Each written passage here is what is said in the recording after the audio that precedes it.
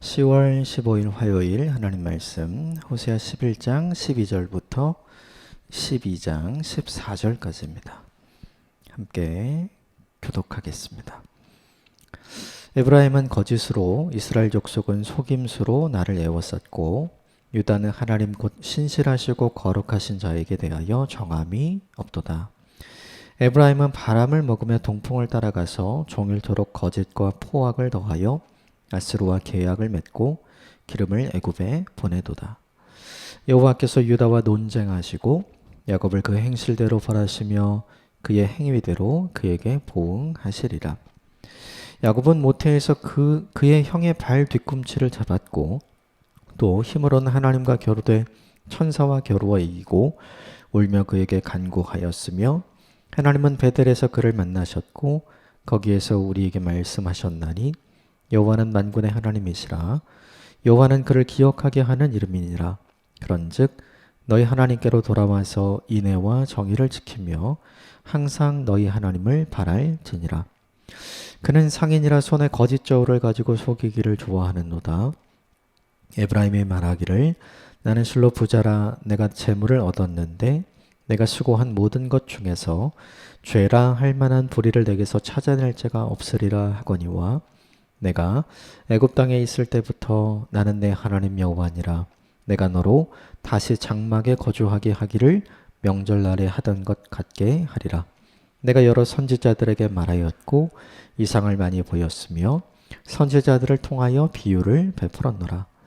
길르앗은 불의한 것이 아니냐? 과연 그러하다. 그들은 거짓 되도다.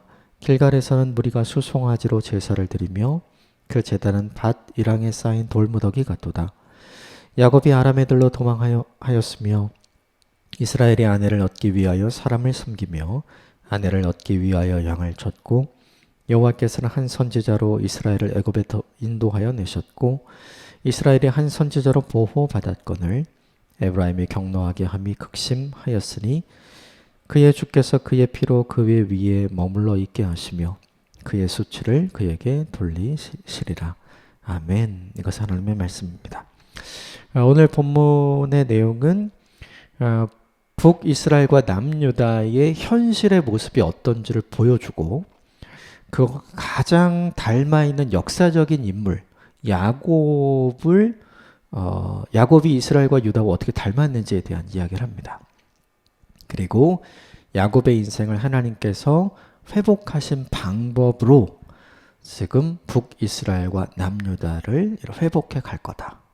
이런 비유와 그리고 알기 쉬운 메시지를 하나님께서 호세아를 통해 전해 주십니다.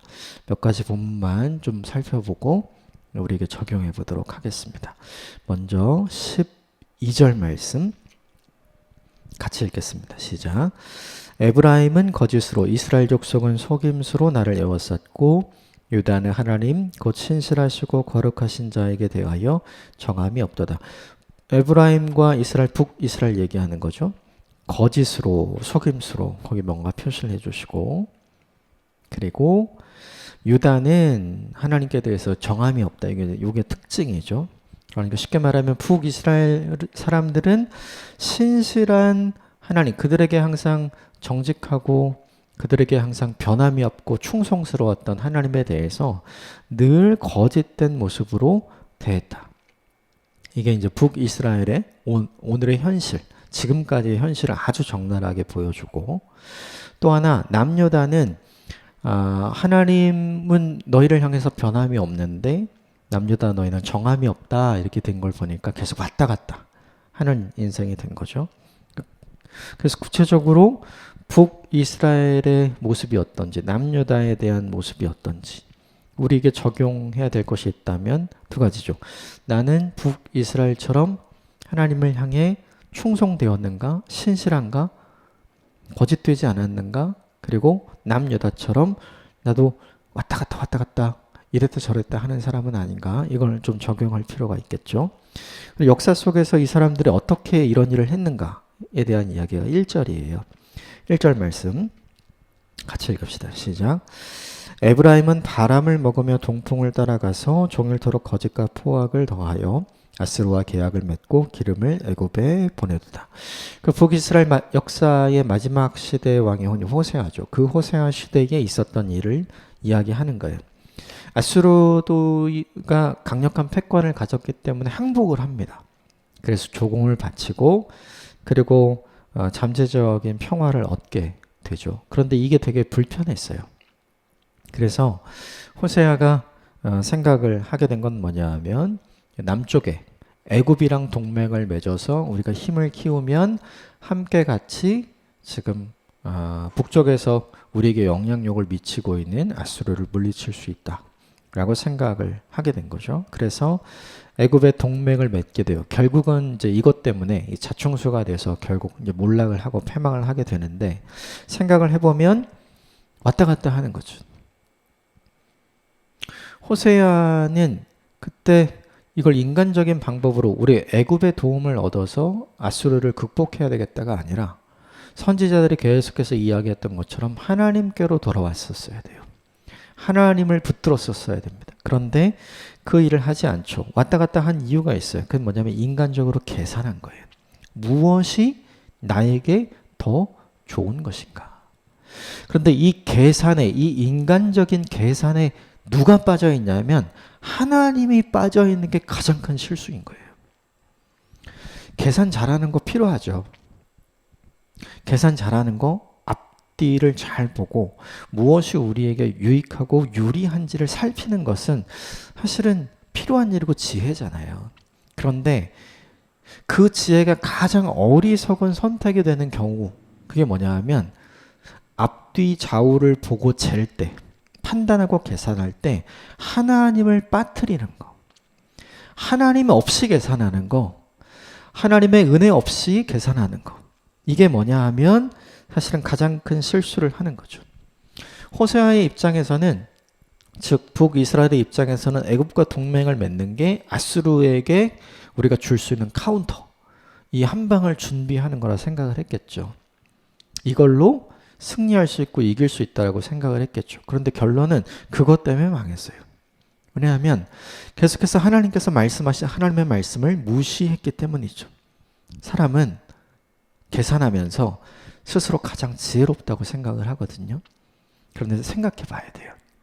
우리의 계산에 하나님이 빠져 있다면 그것은 가장 어리석은 계산이 될 수 있어요. 이 본문이 우리에게 보여주는 거죠. 그렇다면 우리에게 가장 지혜로운 계산은 무엇인가? 인간적인 계산도 해야 하지만 그 인간적인 계산보다 더 중요하고 더 고심해야 할 계산은 하나님이에요. 하나님이라면 어떻게 하기를 원하시는가? 선지자들은 다 얘기했죠. 돌아오라, 돌아오라, 돌아오라. 그런데 그렇게 하지 않았죠. 오늘 본문에는 북이스라엘의 이야기만 나오지만 사실은 남유다도 마찬가지죠. 예레미야를 통해서 돌아오라, 돌아오라, 돌아오라, 돌아오지 않았어요. 그러니까 하나님께서 이제는 바벨론에 의해 멸망할 거니 받아들이라, 받아들이라, 받아들이라. 그런데 남유다도 똑같았어요. 남유다도 똑같이 동맹 맺어서 다른 힘을 얻어서 바벨론을 극복해 보려고 했었거든요. 하나님이 빠진 계산 때문에 결국은 몰락을 하고 만 거죠. 우리도 마찬가지예요. 누가 나를 가장 잘 알고 누가 나를 가장 위하시는가? 우리는 나 스스로라고 생각해요. 그러나 그렇지 않아요. 나를 지으신 하나님, 나를 있게 하신 하나님, 나를 살게 하신 하나님, 나를 인도하신 하나님, 그분이 우리를 가장 위하시는 분이죠. 그러므로 하나님을 제외시킨 계산은 하면 안 돼요. 우리의 계산은 언제나 하나님을 가운데 놓고 해야 합니다. 하나님이라면 무엇을 원하실까? 어떻게 하실까? 이렇게 어리석은 선택을 했던 북이스라엘과 남유다를 놓고 쉽게 이해할 수 있는 사람의 예를 하나 들어요. 이스라엘 역사 속에서 모든 이스라엘 사람들이 알고 있는데 가장 어리석은 계산을 한 사람, 하나님을 제외한 대표적인 계산으로 인생이 망한 사람, 야곱이거든요. 그 야곱의 이야기를 합니다. 3절부터 5절까지 같이 읽읍시다. 시작. 야곱은 모태에서 그의 형의 발 뒤꿈치를 잡았고 또 힘으로는 하나님과 겨루되 천사와 겨루어 이기고 울며 그에게 간구하였으며 하나님은 베들에서 그를 만나셨고 거기서 우리에게 말씀하셨나니 여호와는 만군의 하나님이시라. 여호와는 그를 기억하게 하는 이름이라. 그런즉 너희 하나님께로 돌아와서 인애와 정의를 지키며 항상 너희 하나님을 바랄지니라. 6절까지 함께 읽었어요. 에서와 야곱에 대한 이야기는 모든 이스라엘 백성들이 알고 우리도 잘 알죠. 큰 자가 작은 자를 섬기리라. 이게 하나님께서 이 두 사람에게 부모님을 통해 주신 말씀이죠. 그러면 작은 자였던 야곱은 뭘 해야 하냐면 이 말씀을 하신 하나님께서 하나님의 방식으로 하나님의 때에 이 일을 이루실 것을 기다렸어야 돼요. 그런데 야곱은 기다리지 못합니다. 기다리지 못하고 야곱은 인생을 살아가면서 내가 언제까지 기다려야 돼? 야곱이 사고를 친 나이, 부모를 속이고 형 에서를 속이고 모든 것을 자기가 판단하고 계획하고 이루어서 모든 것을 됐다. 이제는 다 내 계산대로 됐어. 라고 생각한 때의 나이가 77세였어요. 지금으로 보면 굉장히 나이가 많은 어른의 나이지만 이 당시에 사람들의 수명으로 본다면 그렇지 않은 거죠. 지금으로 보면 굉장히 오래 기다린 것 같지만 이 당시에 살았던 사람들의 평균 수명으로 보자면 그렇게 오랜 기간이 아니었어요. 야곱은 그 하나님의 말씀을 믿고 기다려야 했지만 기다리지 못합니다. 그래서 계산하는 거예요. 이걸 어떻게 이루어야 할 것인가. 하나님을 빼고 계산하니까 어떻게 했냐 하면 에서의 장자권을 가져와야 되겠다. 아버지를 속여서 장자의 복을 받아야 되겠다. 그러면 하나님의 약속의 말씀이 이루어질 거다라고 생각했죠. 근데 문제는 하나님의 거짓의 하나님이 아니잖아요. 하나님의 뜻은 거짓을 통해서 이루어지는 게 아니잖아요. 근데 야곱은 그렇게 생각했던 거죠. 왜 그렇게 생각을 했냐 하면 하나님 없이 계산했기 때문이에요. 결론은 형 에서를 속이는데 성공했어요. 장자권을 받았고. 그리고 아버지 이삭을 속여서 장자의 축복을 다 받았어요. 와, 끝났다. 이제는 아버지의 모든 것이 나의 것이 됐고 이제는 형의 것보다 내 것이 훨씬 많으니 하나님 말씀하신 대로 큰 자가 작은 자를 섬기는 위치의 변동이 있을 거다라고 생각을 했겠죠. 그런데 우리가 다 아는 것처럼 결론은 뭐였냐면 에서가 그 내막을 다 알고 분노하죠. 그리고 야곱을 내가 반드시 죽여버리겠다. 어머니 리브가가 그 이야기를 듣게 되고 야곱에게 알려주죠. 두려움에 떨었던 야곱이 부모님의 말을 듣고 뭐라 그래요? 너 네 삼촌 집으로 피신해라. 야곱의 입장에서 보면 자기가 생각했던 계획대로 다 됐어요. 그리고 성공했어요. 그러면 대박 인생이죠. 그런데 대박 인생으로 끝나지 않았어요. 곧바로 어떻게 됐냐면 야곱은 쪽박을 찹니다. 모든 것을 가졌다고 생각했는데 모든 것을 한순간에 다 잃어버려요. 그리고 헤브론을 떠나서 밧단 아람 자기 삼촌의 집으로 가게 되죠. 고생이 시작이 되는 거였죠. 평생 집에서 살던 가정일을 보던 야곱이 삼촌네 집에 가서는 평생 들 사람으로 삼촌의 짐승과 양을 치는 사람으로 살게 되었죠. 인생이 완전히 역전된 거예요. 좋은 쪽으로 역전된 게 아니라 완전히 추락해 버린 거죠. 그런데 거기서 끝나지 않았어요. 이 20년의 기간 동안에 이 밧단 아람의 어려움의 기간을 통해서 하나님께서 누구를 바꾸어 주시냐면 야곱을 바꾸어 주시죠. 야곱을 다루시잖아요. 그래서 야곱의 생각에 더 이상 하나님 없는 계산을 하지 않는 사람으로 야곱의 인생을 바꾸어 주세요. 그래서 이전에는 하나님의 음성을 듣지 못했던 사람인데 하나님의 음성을 듣는 사람이 되게 합니다. 베델로 올라가라. 하나님께서 야곱에게 말씀하신 걸 야곱이 들어요. 그리고 내가 떠나야 될 때 내가 정확하게 떠나겠습니다. 이전처럼 사기치거나 그런 게 없어요. 정직하게 삼촌과 나눠야 될 거를 다 나누고 떠나게 되죠. 물론 억지 부리는 삼촌과 이제 삼촌의 자녀들을 만나서 단판을 짓긴 하지만 사실은 이후로부터 거짓된 결정이나 인간적인 계산에 의해서 삼촌을 속인 건 없었어요. 그러니까 그 인생의 굉장히 어려운 시간, 이 고난이라는 터널을 보내면서 야곱이 계속해서 바뀌어진 거죠. 그리고 오늘 본문 6절에 있는 것처럼 너 하나님께 돌아와야 된다. 야곱이 돌아가죠. 그리고 너 이제부터는 인애와 정의를 지키며, 이게 하나님의 성품이잖아요. 하나님의 성품대로 살아야 된다. 그걸 지켜가려고 애를 쓰죠. 그리고 너는 하나님을 바라야 된다.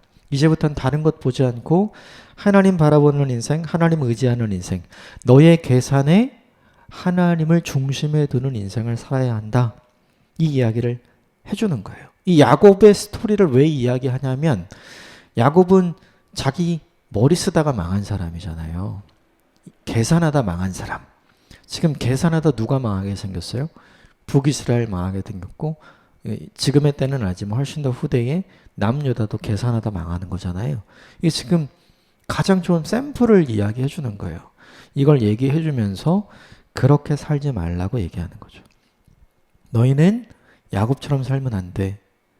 베델로 돌아가는 야곱을 기억해야 돼. 계속해서 돌아오라고 했는데 안 돌아왔잖아요. 그러니까 뭐가 있어요? 심판과 징계가 임하게 되겠죠. 그런데 그 심판과 징계로 끝나는 게 아니라고 호세아는 계속해서 얘기하잖아요. 너희들에게 다가오는 그 어려움의 시간 동안에 하나님께서 너희를 다루실 것이고 너희를 바꾸실 거야. 누구처럼? 야곱처럼. 그래서 이 야곱의 인생을 보고 듣고 너희는 배워야 돼. 무엇을 배워야 하냐면 머리 쓰는 인생 살지 마라. 사람에게 붙어서 머리 쓰는 인생 살 것이 아니라 하나님께 붙어서 믿음으로 사는 인생이 되어야 한다. 이걸 분명하게 얘기하고 싶은 거예요. 그래서 이 야곱의 이야기를 쭉 해주는 거죠. 이 본문의 메시지가 저와 여러분에게 주는 메시지가 있다면 이거죠. 우리도 나를 위해서 계산하다가 내가 계산한 것처럼 잘 되지 않은 거 얼마나 많아요. 그렇죠? 우리가 생각해야 될 게 무엇이냐면 내가 나를 위해 인간적인 계산을 해야죠. 그런데 결정을 할 때는 내가 나를 위해 인간적인 계산으로만 결정하면 안 돼요.